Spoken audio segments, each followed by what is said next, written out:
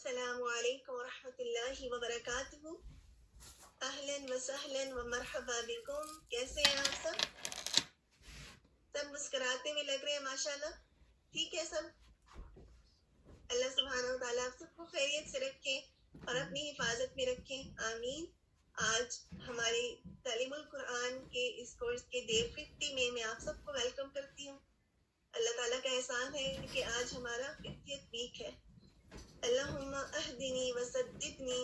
اللہ سبحانہ وتعالیٰ ہمیں ہدایت دے، گائیڈنس دے اور پھر ہمیں اس پر استقامت دے. آمین. جو چیز، جو نعمت اللہ تعالیٰ نے ہمیں عطا کی ہے اس پر اللہ سبحانہ وتعالیٰ کا شکر اور پھر اس پر استقامت کی دعا. آمین. چلیے اپنی آج کی کلاس کا آغاز کرتے ہیں. آپ سب کے لیے کچھ ریمائنڈرز ہیں، کچھ اچھی باتیں ہیں اور ایک بہت خوبصورت ریمائنڈر جو آج کا ہے، اللہ سبحانہ وتعالیٰ کی نعمتوں پر اللہ تعالیٰ کا شکر ادا کرنا ہے. ابھی ریسنٹلی میری اپنی ایک کلاس تھی اور اس میں مینشن کیا گیا کہ آج کل ہوم لیس لوگوں کی بہت زیادہ تعداد ہو رہی ہے اور آپ سب کو بھی معلوم ہوگا جس طرح کہ اس وقت ورلڈلی اوور آل پینڈیمک کی وجہ سے جو کنڈیشن ہے تو بہت سارے لوگ ہوم لیس ہونے کی ون آف دا ریزن یہ بھی ہے. اور ایک چیز کہ جب کوئی اچھی بات پتہ چلے تو ہم اس کو فوراً کیسے لیتے ہیں؟ کیا ہم اس کو سن کر بس ویسے ہی بیٹھے رہتے ہیں؟ کوئی نہ کوئی ایکشن ضرور لیتے ہیں. اور میں اسی ٹائم اپنی فرینڈ کو کال کیا جو کہ اس میں کام کرتی ہیں اسی سوشل ڈپارٹمنٹ میں، اور ان سے اس کے بارے میں پوچھا کہ کیا کیا جا سکتا ہے، کہ ہم اپنے لیول پر کیا کریں. مقصد بتانے کا کیا ہے تاکہ ایک مومن کیا کرتا ہے، ہم جو علم حاصل کر رہے ہیں وہ ہمیں یہی سکھاتا ہے نا کہ سابقون الاولون میں ہونا ہے. جو ہم سیکھتے ہیں، جو بات اللہ سبحانہ وتعالیٰ اچھی بات ہم تک پہنچاتے ہیں، ہم نے کچھ نہ کچھ ایکشن کرنا ہے. جو ایکشن ہمیں اس وقت سمجھ میں آئے، جو چیز ہم اس ٹائم کر پائیں. اور مثال کے طور پہ اگر آپ نے کچھ سنا ہے کہ اس طرح کے حالات ہیں اور ہم کیا کر سکتے ہیں اپنے لیول پر، تو آپ کچھ نہ کچھ حصہ تو ہم سب ڈال سکتے ہیں نا. اور انہوں نے مجھے یہ بتایا کہ کسی سے ملاقات ہوئی ان کی، یعنی ان کی جو ڈپارٹمنٹ میں کام کرتی ہیں ہوم لیس لوگوں سے، اور وہ لوگ، آپ کو معلوم ہے کہ وہ کہاں سوتے ہیں؟ یعنی اس شخص نے خود بتایا کہ ہم، یعنی ان کے ساتھ 2-3 اور لوگ تھے، وہ گاربیج بن میں سوتے ہیں. آپ کو معلوم ہے کہ اتنے بڑے بڑے گاربیج بنس ہوتے ہیں نا اسٹورز کے سامنے، اور وہ پھر صبح جلدی سے اٹھ جاتے ہیں لوگوں کے آنے سے پہلے کہ کوئی اس میں کچھ ڈراپ نہ کر دے.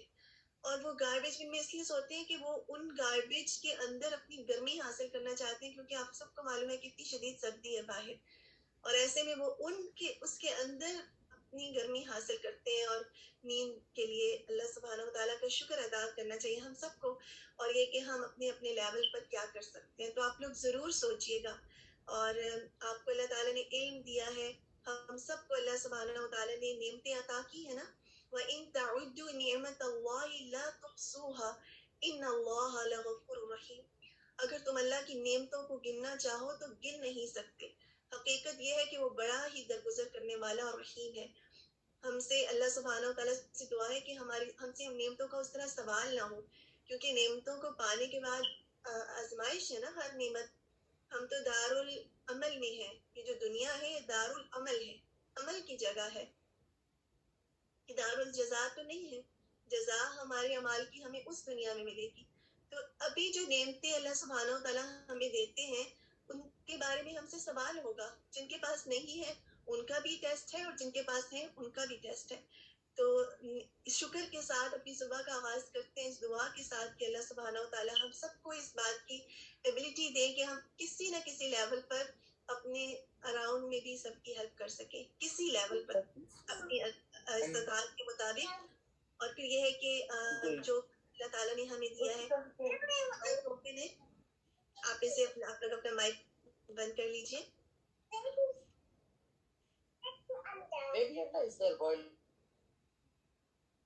چلیے الحمدللہ. اپنا مائک آپ ضرور چیک کر لیا کریں تاکہ پھر باقی کلاس کو ڈسٹربنس نہ ہو.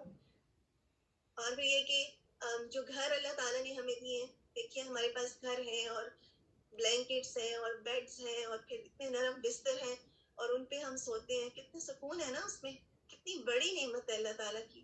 تو اس پر بہت زیادہ شکر اللہ سبحانہ وتعالیٰ کا اور یہ دعا کہ یہ نعمتیں باقی بھی رہیں، اور یہ دعا کہ ہم ان نعمتوں کو پا کے شکر گزار ایسے بنے کہ ان نعمتوں کو شیئر بھی کریں. اور پھر ہمارے دوست ہیں اتنے پیارے پیارے، ہمیں جو قرآن کے ساتھی ملے ہیں، کتنی بڑی نعمت ہے. متقین اور نیک لوگوں کا ساتھ بہت بڑی نعمت ہے، اور اس سے ہماری دین بھی دنیا بھی بہتر ہوتی ہے، اور ہماری آخرت بھی سنورتی ہے. اور ہمارے گھر والے اور وہ جو ہمارے بچے جو ہماری آنکھوں کی ٹھنڈک ہے، اور جو دن رات ہمیں نعمتیں ملتی ہیں کھانے پینے کے لیے، تو اتنی ساری نعمتیں ہیں. اور قرآن کی نعمت سب سے اوپر جو ہمیں ان نعمتوں کو محسوس کرواتی ہے. ادروائز تو آپ نے دیکھا ہوگا اکثر لوگوں کے پاس اتنا مال ہوتا ہے اور نعمتیں اللہ سبحانہ و تعالیٰ کی ان کے پاس اتنی زیادہ ہوتی ہے، لیکن پھر بھی وہ بے چین ہوتے ہیں، یعنی وہ فیل ہی نہیں کر پاتے کہ ان کے پاس کیا کیا ہے. ایسا بھی ہوتا ہے نا. تو ویسا ہمارے معاملے ہمارے ساتھ نہ ہو. اللہ سبحانہ و تعالیٰ ہمیں نعمتوں کو محسوس کرنے والا اور شکر ادا کرنے والا بنا دے. آمین. ایسا کرتے ہیں کہ حصول علم کی دعاز پڑھتے ہیں پہلے، اور اس کے بعد میں آج آپ سے ایک بہت پیاری بات شیئر کرنا چاہ رہی تھی استادوں کے حوالے سے، کہ کیا ہم استادوں کی عزت کرتے ہیں؟ کیا ہمارے دل میں ان کا احترام ہے؟ کیا ہمیں استاد کے احترام کا اس لیول پر ہم کر پاتے ہیں جو کہ ہمیں کرنا چاہیے؟ اس کے حوالے سے ایک چھوٹا سا ریمائنڈر تھا. انشاءاللہ پہلے ہم سب مل کے دعا پڑھتے ہیں، اور مجھے امید ہے کہ آپ سب بھی پڑھتے ہوں گے تاکہ یہ دعاز آپ سب کو یاد ہو جائیں انشاءاللہ. اللہم انی اعوذ بک من علم لا ينفع، من قلب لا يخشع، ومن نفس لا تشبع، ومن دعوت لا يستجاب لها. اللہ سبحانہ و تعالیٰ سے ایسے علم سے پناہ جو نفع نہ دے، اور ایسا دل جس میں اللہ تعالیٰ کا ڈر نہ ہو، اور ایسا نفس سے ملتا جائے اور وہ سیر نہ ہو. ابھی ہم نے بات کی تھی نا، کتنی نعمتیں ہوتی ہیں لیکن ان کا دل نہیں بھرتا اور شکر گزاری نہیں آتی. ایسا نفس ہمارا نہ ہو، اور ایسی دعا سے جو قبول نہ کی جائے. آمین. ربنا زدنا علما، اے اللہ ہمارے علم میں اضافہ فرما. اللہم فقہنا فی الدین، اے اللہ ہمیں دین کی سمجھ اور فہم عطا فرما. ہم بحثیں کرنے والے نہ ہوں، بلکہ ہم دین کو لے کر اپنے عمل میں لے کر آنے والے ہوں. اللہم انفعنا بما علمتنا وعلمنا ما ينفعنا وزدنا علما. اے اللہ جو تو نے ہمیں سکھایا اس کے ساتھ ہمیں نفع دے، اور ہمیں سکھا اور ہمارے علم میں اضافہ فرما. آمین. اگر سسٹر فرحانہ ہیں یا سسٹر شمیم کی کوئی کلاس آپ کے فیلوز ہیں، آپ کوئی ان کو دیکھ لیں. ان کی مجھے کال آئی لیکن میں لے نہیں پا رہی. ہو سکتا ہے ان کو لنک نہیں مل رہا ہو، تو اگر آپ ان کی بڑی ہیں، ان کے گروپ میں ہیں، تو ان کے ساتھ لنک شیئر کر لیں انشاءاللہ. اور ابھی ہم نے جو بات کی تھی کہ کمپنی کی بات، کہ نعمت جو اللہ تعالیٰ نے ہمیں دی ہے، وہ اچھے دوستوں کی نعمت بھی دی ہے نا. اچھے دوست ایک دوسرے کی مدد بھی کرتے ہیں اور ایک دوسرے کا ساتھ بھی دیتے ہیں. اور جزاک اللہ خیر سے فرحانہ، الحمدللہ. اور ان ابی ہریرہ قال رسول اللہ صلی اللہ علیہ وسلم الرجل على دین خلیلہ فلینظر احدکم من یخالل. سیدنا ابو ہریرہ رضی اللہ عنہ سے روایت ہے کہ رسول صلی اللہ علیہ وسلم نے فرمایا، آدمی اپنے دوست کے دین پر ہوتا ہے. یعنی جیسا اس کا دوست ہوتا ہے ویسی ہی اس کی کمپنی بھی ہوتی ہے، اور جن کے ساتھ ہم رہتے ہیں وہ پھر ہمارے اندر رچ بس جاتا ہے.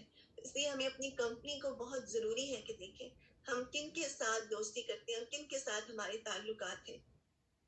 بس تم میں سے ہر ایک یہ ضرور دیکھے کہ وہ کس کے ساتھ دوستی کر رہا ہے. اس کی وجہ کیا ہے؟ رواہ الترمذی کتاب الزہد. اس کی وجہ کیا ہے کہ ہم اپنی کمپنی کو دیکھیں، کیونکہ اس پر ہماری دنیا بھی میٹر کرتی ہے اور ہماری آخرت بھی. اگر نیک لوگوں کا ساتھ ہوگا ہمیں بار بار ریمائنڈرز ملیں گے، اور ہم اگر کچھ غلط ہو بھی گئے سیدھے راستے پر چلتے چلتے تو اچھے دوست ہمیں ریمائنڈ کروا دیں گے. آج کا جو ریمائنڈر ہماری اس کلاس میں، کیونکہ ہم سب بھی یہاں پر ایک گروپ کے طور پہ اکٹھے ہوتے ہیں نا، ایک جماعت ہے، اور ہمارا مقصد یہاں پر اکٹھے ہونے کا کیا ہوتا ہے کہ ہم کچھ سیکھیں، اور کچھ ایسا سیکھیں جو ہمیں اللہ سبحانہ و تعالیٰ کے قریب کرنے والا ہو. اللہم جعل عملی کلہ صالحا. اس دعا کو پڑھ لیجیے، اس کے بعد میں شیئر کرتی ہوں. اللہم جعل عملی کلہ صالحا وجعلہ لوجہک خالصا ولا تجعل لأحد فیہ شیئا. یا اللہ میرے سارے عمل کو صالح بنا دے. میرا یہاں پر آنا، میرا سیکھنا، میرے دن بھر کے اعمال، ان سب کو صالح بھی بنا دے، اور پھر وہ خاص وجہ اللہ ہو، اللہ سبحانہ تعالیٰ کے لیے ہو، اور پھر ان میں کسی کا کوئی حصہ نہ ہو کہ میں کسی سے کچھ چاہوں.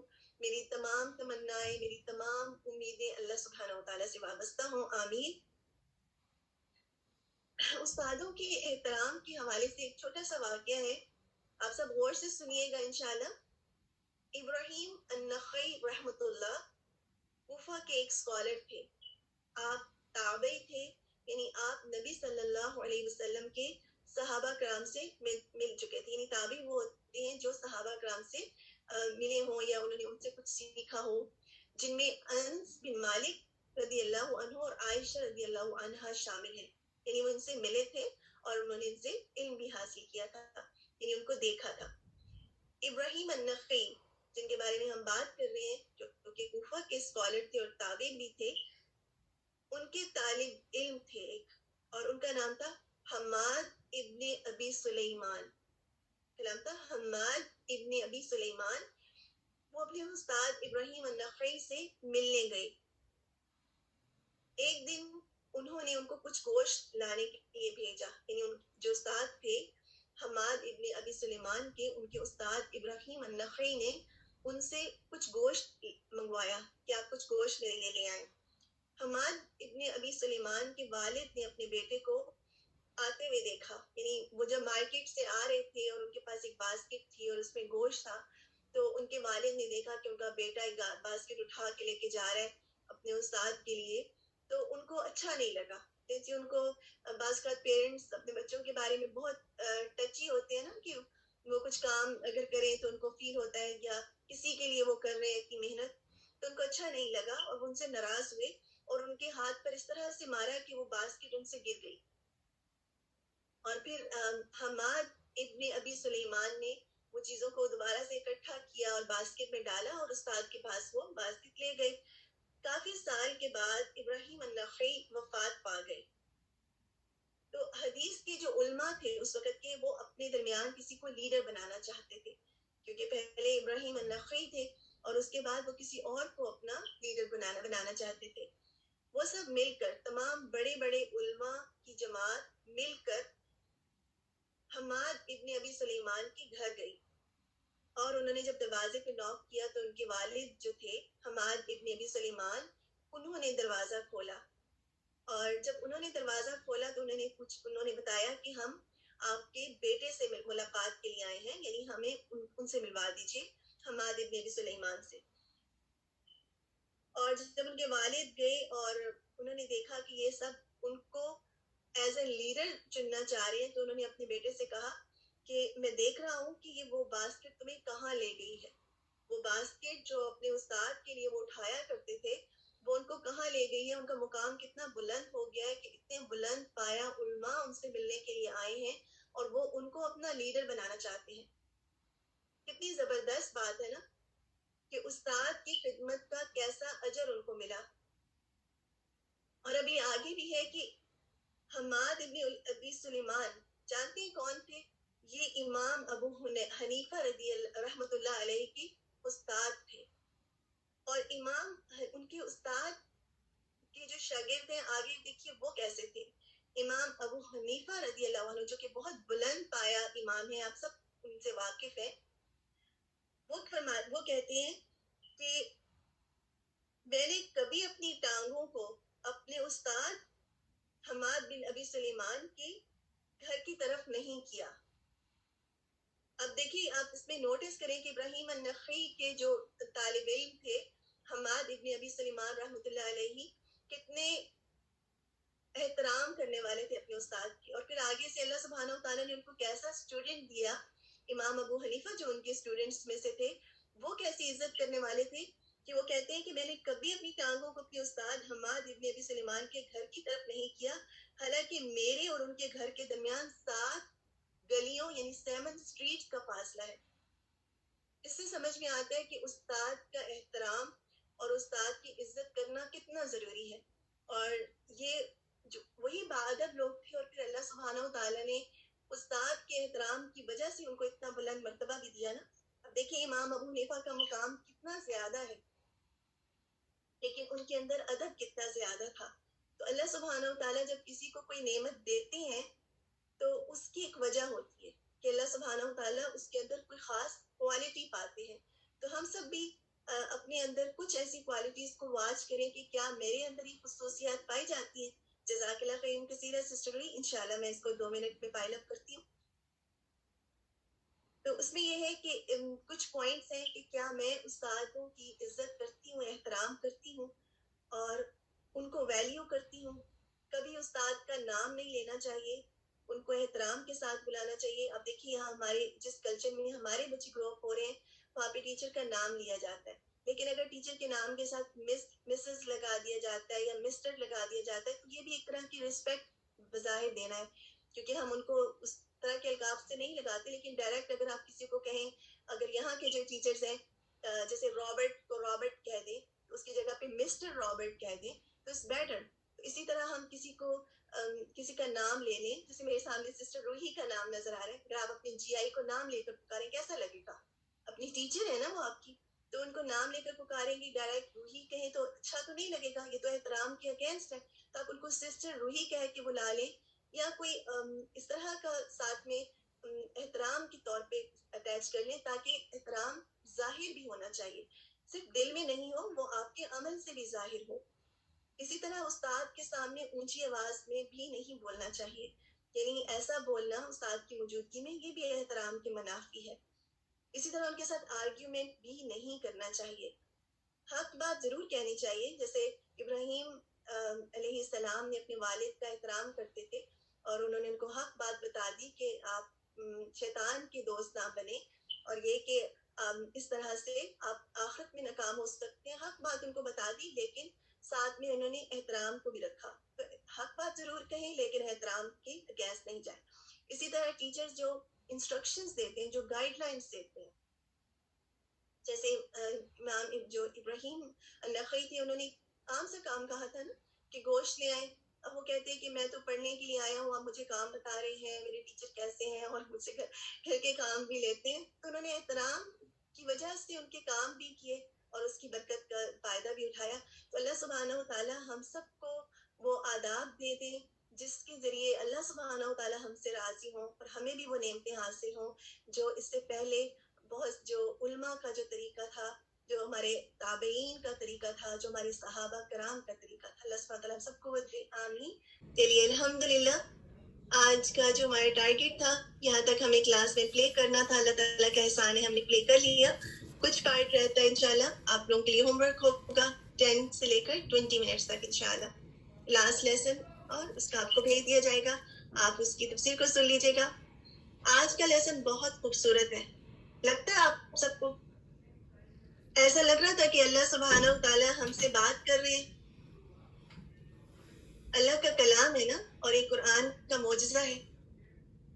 اللہ سبحانہ و تعالیٰ ہم سے حالات کے مطابق, اس کی کیفیت کے مطابق اور ہم سب کے دل کے حالات کے مطابق ہم سے ڈائریکٹ بات کرتے ہیں. تو گویا قرآن ہمارے دل پر اترا. اللہ سبحانہ و تعالیٰ اس کے جو میسیجز ہیں ان کو ہمارے اندر جما دیں اور ہمیں ان کی فہم اور سمجھ دیں, اور پھر ہمیں اس بات کو مان جانے والوں میں کریں اور ہمیں اس پر پھر استقامت بھی دیں. آمین. ریکیپ کر لیں چھوٹا سا انشاءاللہ. ویسے تو آج کی اتنی ساری باتیں ہیں اور اگر ہم شیئر کریں اس کے لیے ہمیں بہت سارا ٹائم چاہیے, لیکن کوشش ہوگی کہ انشاءاللہ جو ہمارے پاس لمیٹڈ ٹائم ہوتا ہے اس میں ہم کر لیں انشاءاللہ. ریویو چھوٹا سا. اعوذ باللہ من الشیطان الرجیم, بسم اللہ الرحمن الرحیم, رب اشرح لی صدری ویسر لی امری واحلل عقدۃ من لسانی یفقہوا قولی. آمین. سب سے پہلے تو اپنے دلوں کو دیکھتے ہیں نا, ہم اپنے دلوں کو چیک کرتے ہیں, سوچیں کہ میرے دل میں کیا ہے. ایک لمحے کو اپنے دل پر نظر ڈالیں. ہمارے دل میں بہت کچھ ہے نا, بہت ساری محبتیں بھی ہیں, کچھ ناراضگیاں بھی ہو سکتی ہیں, کچھ حسد بھی ہو سکتا ہے, کچھ بھی ہو سکتا ہے. ہمارا دل تو بھرا ہوا ہوتا ہے بہت ساری چیزوں سے, اور دل کو قلب بھی کہا جاتا ہے, اور قلب اس لیے کہا جاتا ہے کہ اس کی حالت سٹیٹ ایک جیسی نہیں رہتی. اسی لیے دعا بھی ہم کرتے ہیں, یا مقلب القلوب ثبت قلبی علی دینک. اور نبی صلی اللہ علیہ وسلم یہ دعا 70 بار سے زیادہ کرتے تھے، یعنی بہت کثرت سے یہ دعا کیا کرتے تھے نبی صلی اللہ علیہ وسلم جو اللہ کے رسول ہیں، وہ اپنے دل کی استقامت کی دعا کرتے تھے. تو ہمیں سوچے کتنی ضرورت ہے نا. ہم نوٹس کرتے ہیں دل پھرتا رہتا ہے، کبھی تو دل کی حالت بہت اچھی ہوتی ہے، ہم بہت اچھے بنے ہوتے ہیں، اور کبھی کبھی ہم خود حیران ہوتے ہیں کہ یہ مجھے کیا ہو گیا. ہوتا ہے اس طرح؟ آپ بتائیے آپ کے ساتھ ہوتا ہے اس طرح؟ نوٹس کرتے ہیں یہ تبدیلیاں اپنے دل کے موسموں کی؟ تو جب دل کی حالت ویسی نہ ہو جو ہماری بہترین حالت ہے، تو اس وقت کیا کرتے ہیں؟ مایوس ہو جاتے ہیں. مایوس نہیں ہونا، کیونکہ ہمیں بتا دیا گیا نا، قلب ہے یہ اللہ سبحانہ و تعالیٰ کی 2 انگلیوں کے بیچ میں ہے. اللہ تعالیٰ اس کو الٹ پلٹ کرتا رہتا ہے. تو اپنے رب سے دعا کرنی چاہیے، ربنا لا تزغ قلوبنا بعد اذ ہدیتنا. جب آپ نے ہمیں ہدایت دے دی تو اللہ تعالیٰ اس کو پھیرے نہ، اس کو اپنے آپ سے دور نہ کریں. اور آپ کو معلوم ہے کہ ہمارے دل میں جو سب سے زیادہ کوانٹٹی جس چیز کی ہونی چاہیے وہ کیا ہونی چاہیے؟ آپ بتائیں. اگر اللہ سبحانہ و تعالیٰ ہمارے دل کی طرف نظر کریں تو کیا ہو؟ تقویٰ. سوبیا بالکل، اللہ کا ڈر، اللہ کی محبت، اور یہی ہماری کامیابی کی ضمانت ہے نا. اور اب دیکھیے کہ نبی صلی اللہ علیہ وسلم نے فرمایا، لوگوں نے رسول صلی اللہ علیہ وسلم سے پوچھا سب سے افضل کون ہے؟ ہم چاہتے ہیں نا کہ ہم سب سے افضل ہو جائیں اللہ کی نظر میں. دنیا کی نظر میں تو بہت سارے لوگ ایک دوسرے سے اللہ تعالیٰ نے درجات بنائے ہیں، اور اگر ہم مقابلہ کرنے لگ جائیں تو بتائیں ہم مقابلہ کر سکتے ہیں؟ کیا ہم علم میں کسی کا مقابلہ کر سکتے ہیں؟ کبھی نہیں کر سکتے. فوق کل ذی علم علیم، ہر علم والے سے اوپر کوئی علم والا ہے. اسی طرح دولت میں بھی نہیں کر سکتے، اتنے ایک سے بڑھ کر ایک ہے. ایون موسیٰ علیہ السلام کے پاس اتنا زیادہ علم تھا، اور جب لوگوں نے موسیٰ علیہ السلام سے پوچھا کہ سب سے زیادہ علم کس کے پاس ہے، تو انہوں نے گمان کیا کہ ان کے پاس ہے. پھر ان کو حکم ہوا کہ وہ خضر علیہ السلام سے ملے، اللہ کے ایک بندے تھے. اور پھر جب موسیٰ علیہ السلام خضر علیہ السلام سے ملے اور جانا کہ اللہ تعالیٰ نے ان کو ایک اعلیٰ قسم کا، ایک مختلف قسم کا علم دے رکھا ہے، تاکہ وہ جان جائیں کہ علم میں ہم کسی کا مقابلہ نہیں کر سکتے. سب سے اوپر تو اللہ سبحانہ و تعالیٰ کی ذات ہے، اور اسی طرح دنیا کی تمام نعمتوں میں بھی. لیکن ہم یہ کوشش تو کر سکتے ہیں نا کہ ہم اللہ کی نظر میں افضل ترین ہو جائیں. کر سکتے ہیں کہ نہیں؟ یہ بتائیے. بڑے بڑے ارادے کرنے چاہیے کہ نہیں؟ ہمیں منع تو نہیں کیا گیا نا. ہم چاہتے ہیں نا ہم شہداء کے ساتھ، صدیقین کے ساتھ، جو اللہ سبحانہ تعالیٰ کے نیک لوگ ہیں ان کے ساتھ ہو جائیں. تو اس کی پھر ڈیزائر بھی ہونی چاہیے. اور نبی صلی اللہ علیہ وسلم نے اس کے بارے میں ہمیں بتایا بھی. آپ صلی اللہ علیہ وسلم نے فرمایا، ہر صاف دل، زبان کا سچا، یعنی یہ وہ لوگ ہیں جو افضل ہیں. صاف دل اور زبان کا سچا. لوگوں نے کہا کہ ہم سچے کو تو پہچانتے ہیں کہ سچ بولنے والا، لیکن صاف دل کون ہے؟ ہم دل کی بات کر رہے ہیں نا. فرمایا وہ پرہیزگار، یعنی تقوی والا، پاک صاف، جس کے دل میں نہ گناہ ہو، نہ بغاوت ہو، یعنی ٹرانسگریشن نہ ہو، نہ بغض ہو، نہ حسد ہو. یعنی اس کے دل میں کوئی بری فیلنگز نہ ہو، اس کے دل میں حسد نہ ہو، اور اس کے دل میں تقوی ہو اللہ تعالیٰ کا، اور صاف ہو. اور ہم کوشش کر سکتے ہیں اس کی کہ ہم اللہ سبحانہ تعالیٰ ہمارے دل کو صاف رکھیں ان تمام برائیوں سے، کیونکہ ہم نے اللہ سبحانہ تعالیٰ کے پاس کیسا دل لے کے جانا ہے نا. کیسا دل ہم لے کے جائیں گے، کیونکہ جب ہمارا انجام ہوگا ہمارے دل کی کیفیت پر ہوگا نا. تو ہمارا قلب سلیم ہو، جس میں یہ ساری چیزیں نہ ہو، بغض بھی نہ ہو، کینہ بھی نہ ہو، نفرت بھی نہ ہو، صاف دل ہو ہم. اور اس کے لیے ہمیں کوشش کرنی پڑے گی. ایسا تو نہیں ہے کہ دنیا میں ہم جو کام کرتے ہیں ہمیں کوشش نہیں کرنی پڑتی، تو پھر اس دل کے لیے بھی محنت کرنی پڑتی ہے. بعض کا ہمیں معاف کرنا پڑتا ہے، بعض کا ہمیں اپنی کچھ فیلنگز کو دعا کر کے، ایسا نہیں کہ ہم خود کر سکتے ہیں، اس کے لیے دعا مانگنا کہ اللہ مجھے قلب سلیم دے دے. اور دل میں کوئی ایل فیلنگ آ رہی ہے تو دعا کریں کہ اللہ اس فیلنگ کو مجھ سے دور کر دیں. قرآن کو سنیں، کیونکہ جب ہم قرآن سنتے ہیں نا تو خود بخود ہمارا دل صاف ہوتا ہے. بالکل جیسے آپ کسی گلاس میں پانی ڈالتے ہیں، اور اس گلاس میں اگر کچھ اینک والا پانی ہے یا گندا پانی ہے، اب پانی ڈالتے جائیں گے خود بخود گندا پانی باہر نکل جائے گا اور گلاس کے اندر صاف ستھرا پانی ہو جائے گا. تو قرآن کا سننا، اس کی ریسائٹیشن کا سننا، اچھی باتوں کا سننا، اس سے بھی دل صاف ہوتا ہے، اور ریسائٹیشن کرنا بھی.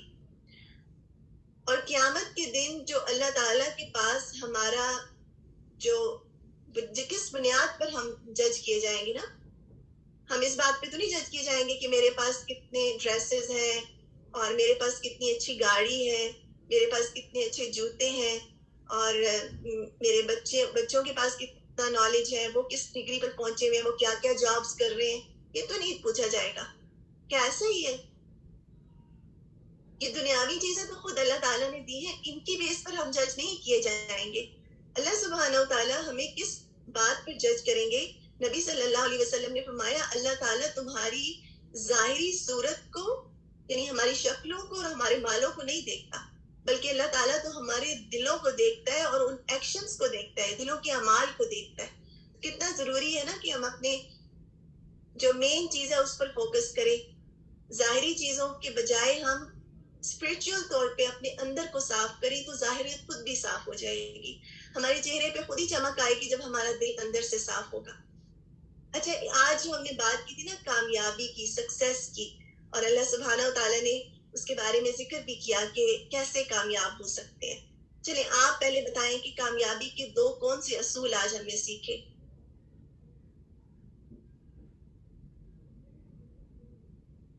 کرنے کے کیا کام ہے؟ صبر، بالکل. غصہ نہیں کرنا، غصے پر بھی صبر کرنا ہے، بالکل اس پر بھی ہم بات کریں گے. اور تقویٰ، ہم نے صبر اور تقویٰ یہ عادات اپنے اندر لانی ہے. اور کون سی عادات ہیں جو ہم نے ختم کرنی ہے؟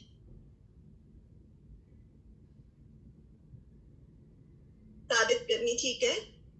غصہ، سستی، جیسے ہم نے کہا تھا نا اللہ سبحانہ وتعالی وَحْنُوا کا لا تحنو، سستی نہ کرو. اور کیا نہ کرو؟ ہم اینگر بھی کرتے ہیں، جب ہم غصے میں ہوتے ہیں تو کیا ہو جاتے ہیں؟ غمزدہ ہو جاتے ہیں. پھر ہم غمگین ہونا شیطان کی طرف سے ہے، اور شیطان یہ چاہتا ہے کہ ہمیں اتنا غمگین کر دے، اور پھر ہم اس کی وجہ سے، آپ نے نوٹس کیا ہوگا جب آپ غمگین ہوتے ہیں آپ کی تمام جو اچھی صلاحیتیں ہیں وہ کم ہو جاتی ہیں. ہوتا ہے اس طرح، جیسے اندر سے آپ بدھ سے جاتے ہیں، نیکی بھی اس طرح سے نہیں ہوتی، نماز بھی اتنی اچھی طرح نہیں پڑھی جاتی. تو غم نہیں کرنا، یہ دو چیزیں ہیں. Do not get this heart ایک، بالکل. کیونکہ جب ہم غم کرتے ہیں اور جب ہم سستی کرتے ہیں تو یہ دونوں چیزیں کامیابی کے راستے میں رکاوٹ بنتی ہیں. اچھا، کامیابی حاصل کرنے کا ایک بہت ہی بہترین ٹول ہے. ہم نے بات کی تھی نا کہ تقویٰ کا مطلب کیا ہے؟ یعنی اللہ سبحانہ و تعالیٰ کی موجودگی کا احساس نا، کہ اللہ تعالیٰ مجھے دیکھ رہے ہیں. اور تقویٰ کا مطلب ہے بچنا. ہم تبھی بچتے ہیں گناہوں سے جب ہمیں پتہ ہوتا ہے کہ اللہ تعالیٰ مجھے دیکھ رہا ہے. اگر کوئی مجھے نہیں دیکھ رہا تو اللہ مجھے دیکھ رہا ہے، پھر ہم گناہ سے بچ جاتے ہیں. کوئی اور پولیس ہمارے دل پر نہیں بیٹھی ہوئی اللہ سبحانہ تعالیٰ کی اس احساس کے سوا. تو اپنے اندر اس احساس کو ہم نے ڈیولپ کرنا ہے، اور یہ بہت خوبصورت احساس ہے. اس کو کیسے ڈیولپ کریں؟ آپ یا میں، ہم سب کے لیے کہ ہم اس کو نماز میں پریکٹس کریں. جب ہم نماز پڑھ رہے ہوتے ہیں نا تو سوچیں کہ میں اللہ سبحانہ و تعالیٰ کے سامنے کھڑی ہوں اور اللہ سبحانہ و تعالیٰ مجھے دیکھ رہے ہیں اور میں اللہ تعالیٰ سے بات کر رہی ہوں. محسوس کریں اللہ تعالیٰ کی پریزنس کو. جس طرح کچھ عادات ہمیں ڈیولپ کرنی پڑتی ہے نا، تو یہ عادت ہمیں ڈیولپ کرنی پڑے گی، خود سے نہیں آئے گی. آپ نماز میں اس کی پریکٹس کرتے رہے، آپ دیکھیے گا آہستہ آہستہ آپ کی نمازوں میں خشوع پیدا ہو جائے گا. آپ اپنی نمازوں میں اپنے رب سے ملاقات کر سکیں گے. اب دیکھیں گے کہ جب آپ کہتے ہیں سبحان ربی العالی، اللہ تعالیٰ سب سے بلند ہے، تو اس بات کو محسوس بھی کریں کہ واقعی اللہ تعالیٰ سب سے بلند ہے اور وہ مجھے دیکھ رہا ہے. اور ہائیسٹ کیفیت کیا ہے کہ میں اللہ کو دیکھ رہی ہوں، اس سے کم کہ اللہ تعالیٰ مجھے دیکھ رہا ہے. اور اس کو احسان بھی کہتے ہیں. تو اس عادت کو نمازوں میں پریکٹس کریں، اور اس کو پھر ایوری ڈے لائف میں اگر ہم لے کر آئیں، ہر ایکشن میں لے کر آئیں، تو اب دیکھیے ہمارے عمل کیسے ہو جائیں گے. سوچ سکتے ہیں جب ہم اپنے اعمال کریں اور اس میں اللہ سبحانہ و تعالیٰ کی موجودگی کا احساس ہو، تو وہ جو عمل ہے وہ پیور ہو جائے گا. اس کے اندر سے جو ہم کہتے ہیں نا خلوص کی جو کمی ہے وہ نکل جائے گی. انشاءاللہ وہ پیورٹی کے ساتھ ہم ادا کر سکیں گے. اور پھر یہ کہ غمگین نہیں ہونا، کامیابی کا یہ اصول بھی آج ہم نے سیکھا کہ وقت نہیں کرنا چیزوں کو. ہم غمگین ہو جاتے ہیں کیونکہ ہماری بعض اوقات توقعات دوسروں سے ہوتی ہیں اور بہت زیادہ ہوتی ہیں. تو جب ہم اپنی توقعات اللہ سے رکھتے ہیں تو ہماری ہمتیں بلند رہتی ہیں نا. ہمت نہیں ہارنا. یہ نہیں کرنا کہ اگر ایک ٹیسٹ اچھا نہیں ہوا, اسائنمنٹ کرنے میں کچھ مشکل آ گئی تو یہ تو بہت مشکل کورس ہے, یہ تو بہت لمبا ہے, ابھی تو ہم صرف چوتھے سپارے پر پہنچے ہیں, چلو چھوڑو, کیا ضرورت ہے اتنی ٹینشن لینے کی. لیکن آپ کو معلوم ہے کہ آپ پڑھ رہے ہیں. ماشاءاللہ میں صبح بھی سوچ رہی تھی کہ میں کہوں گی کہ آپ سب اتنے پڑھنے والے بچے, ماشاءاللہ مجھے بہت اچھا لگتا ہے جب آپ لوگ پوچھتے ہیں کہ اسائنمنٹ کب آ رہی ہے اور اسائنمنٹ کب اوپن ہوگی, اور آپ کر رہے ہوتے ہیں.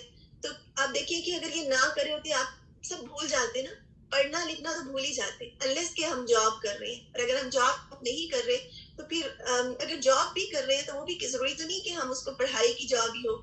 تو پڑھنا اور علم حاصل کرنا کتنا اعلیٰ ترین کام ہے نا. آپ کمپیوٹر کو یوز کرنا جانتے ہیں, پھر آپ کو پریکٹس ہوتی ہے, باقاعدگی کی عادت پڑتی ہے, ڈسپلن ہمارے اندر آتا ہے. تو یہ ساری چیزیں کیسے آتی ہیں؟ علم حاصل کرنے کی جو اللہ تعالیٰ نے ہمیں دی ہے. تو یہ کہ اپنی امیدیں اللہ سبحانہ و تعالیٰ سے رکھیں اور ہم غمگین نہ ہو تاکہ کامیاب ہو سکیں. یہ کوئکلی 2-3 سلائیڈز اور رہتی ہیں, ہمارا ٹائم 15 تک تھا, لیکن انشاءاللہ میں کوشش کرتی ہوں جلدی سے ہم اس کو کمپلیٹ کر سکیں.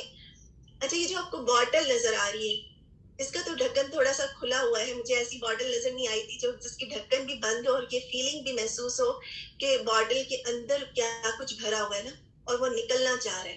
اور جب ہم اس کا ڈھکن بند کر دیں تو بتائیے کہ ان تینوں ورڈز میں سے کون سا ورڈ آپ کو سوٹیبل لگ رہا ہے؟ والکاظمین, مغفرہ یا ینفقون؟ آپ نے آج الکاظم میں نے آپ کو بتا بھی دیا, سبحان اللہ. فرسٹ ون, جی کیا مطلب ہے؟ پروین نے لکھا ہے کہ تھرڈ ون ینفقون, خرچ کرنا. ٹھیک ہے, باقی سب بھی بتائیں. سب ایگریڈ ہیں کہ فرسٹ ون ہے بخش دینا. صحیح. دیکھیں ہم نے الکاظم کی معنی پڑھی تھی نا. کاظم کا مطلب ہوتا ہے کہ بوٹل کا ڈھکن بند کر دینا, کسی چیز کو پی جانا. اور جب ہم غصے کو پیتے ہیں نا, اور جیسے ہم نے بات کی تھی کہ اس کے جو 10 خصوصیات ہیں, غصہ روکنے کے 10 طریقے آپ نے لکھنے ہیں انشاءاللہ. اپنی نوٹ بک میں خود اپنے لیے لکھیے گا. آج آپ نے بہت سارے طریقے دیکھے, تو اس میں ایک جو طریقہ ہے غصے کو پی جانا, فوری طور پہ کچھ نہ کہنا. اگر ہم فوری طور پر کچھ کہتے ہیں, یہ یاد رکھیں کہ غصہ شیطان کی طرف سے, اور اللہ سبحانہ و تعالیٰ مجھے دیکھ رہے ہیں, اور اللہ تعالیٰ تو غصہ نہیں پسند کرتے, وہاں تو خیر ہی خیر ہے, وہاں تو بھلائی ہی بھلائی ہے, اچھائی ہی اچھائی ہے. وہاں تو اگر غصہ, اگر ناراضگی اللہ تعالیٰ کی ہوتی ہے تو اس میں بھی ایک وقار ہوتا ہے کسی چیز میں. تو اس طرح سے جب ہم بولتے ہیں ایسے موقع پر تو ہمارے منہ سے گویا بہت سارے لفظ ایک ساتھ نکلتے ہیں. ہوتا ہے نا, ہم سب انسان ہیں اور اس کیفیت سے ہم نکل چکے ہیں, تو گزر چکتے ہیں. تو جب غصہ ہوتا ہے تو منہ سے ورڈز بعض کا سلپ آؤٹ ہو جاتے ہیں. تو باٹل کا ڈھکن بند رکھنا, والقاظمین کا یہ مطلب ہے القاظم. اس پکچر سے انشاءاللہ آپ کو, مجھے امید ہے کہ غصہ کو ضبط کرنے میں مدد آئے گی. لیکن ایسا ضبط نہیں کرنا کہ آپ کے اندر جمع ہو جائے اور وہ پھر ایک اس کی طرح سے نکلے جیسے کیا کہتے ہیں لاوا پھٹ جاتا ہے.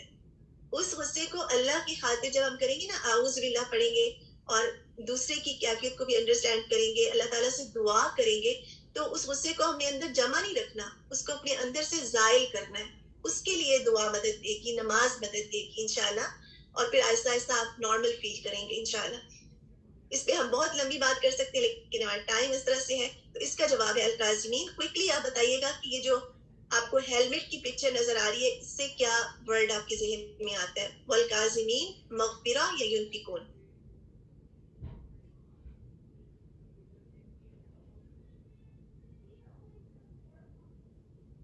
جس کا جواب صرف سسٹر نصرت نے لکھا ہے. اچھا, غافرہ کا مطلب ہے ڈھانپ لینا, ٹھیک ہے, اور مغفر ہیلمٹ کو کہا جاتا ہے. تو اللہ سبحانہ و تعالیٰ سے ہم دعا کرتے ہیں نا, یا اللہ مغفرہ, بالکل آپ سب نے 2 لکھا, آپ کا جواب درست ہے, ٹو کور. تو جب اللہ سبحانہ تعالیٰ سے دعا کرتے ہیں یا اللہ مجھے ڈھانپ لے, تو اس کا مطلب ہے کہ اپنی رحمت سے ڈھانپ لے اور میرے گناہوں کو چھپا دے, اور مجھے اپنی حفاظت میں لے لے, یعنی گناہوں کی جو نقصانات ہیں اس سے بھی مجھے بچا لے. تو اس کے بارے میں یہ جو آیت تھی, آپ اس کو پڑھیے گا انشاءاللہ. جو لوگ اللہ سبحانہ و تعالیٰ کی کو یاد کرتے ہیں, جب انہیں جب کوئی گناہ کر بیٹھتے ہیں تو اللہ تعالیٰ سے اپنے گناہوں کی بخشش مانگتے ہیں، اور پھر یہ کہ وہ اپنے گناہ کو بار بار ریپیٹ نہیں کرتے. لیکن گناہ سے بچنے کی کوشش میں بعض اوقات جانے میں انسان سے وہ اگر 1000 دفعہ بھی ہو جائے گا اور وہ ہر بار کوشش بھی ہوگا تو اللہ تعالیٰ کی رحمت سے اچھی امید رکھے. لیکن دوسرا رویہ کیا ہے کہ کوشش ہی نہیں ہے اور آئی ڈونٹ کیئر، مجھے کرنا ہے، وہ ایک اچھا رویہ نہیں ہے. جس طرح ہم اللہ سبحانہ وتعالیٰ سے بخشش کی طلب رکھتے ہیں، اسی طرح دوسروں کے بارے میں بھی اچھا گمان رکھنا چاہیے. دوسروں کو دیکھ کر ججمنٹل نہیں ہونا چاہیے کہ اللہ تعالیٰ ان کو سزا دیں گے، یہ اس طرح کر رہے ہیں، کیونکہ اللہ تعالیٰ بہت زیادہ گناہوں کو بخشنے والے ہیں. اور دوسروں کو ہمیشہ جب ہم قرآن پڑھتے ہیں نا، ہم تھوڑے ہارش ہو جاتے ہیں، دوسروں کو ڈرانے لگتے ہیں، یہ عذاب ہو جائے گا، وہ ہو جائے گا. ان کو اچھی اچھی نیوز دیں تاکہ ان کے دل میں اللہ تعالیٰ کی محبت آئے. کیونکہ جب ہم گناہوں کی ایک لمبی سی لسٹ بتاتے ہیں نا تو دل بند ہونے لگتا ہے، انسان مایوس ہونے لگتا ہے کہ میں کیسے بچوں. تو اچھی اچھی نیوز بھی دینی چاہیے، لیکن ایٹ دا سیم ٹائم علم بھی حاصل کرنا چاہیے. تو بس انشاءاللہ یہی تک رکھتے ہیں، اور اس بات کی یاد دہانی کے ساتھ کہ آپ سب طالب علم بھی ہیں اور حامل القرآن ہیں، قرآن کے اٹھانے والے ہیں. آپ نے جو اچھی باتیں آج سیکھی ہیں ان کو آپ نے ان میں سے ایک بات کو آپ نے شیئر کرنا ہے کسی کے ساتھ جو آپ کو سب سے زیادہ ٹچ کی ہے، اور دوسروں کو بہت محبت اور پیار کے ساتھ دین کی بات پہنچانی ہے تاکہ ان کے دل میں اللہ کی محبت پیدا ہو. جزاکم اللہ خیرا کثیرا. آپ کا سیشن ہے سسٹر شازیہ کے ساتھ انشاءاللہ، اور اس کے بعد ہمارا تجوید کا سیشن ہوگا اور بریک ہوگی 5 منٹس کی. آپ اپنا خیال رکھیے. السلام علیکم ورحمۃ اللہ وبرکاتہ.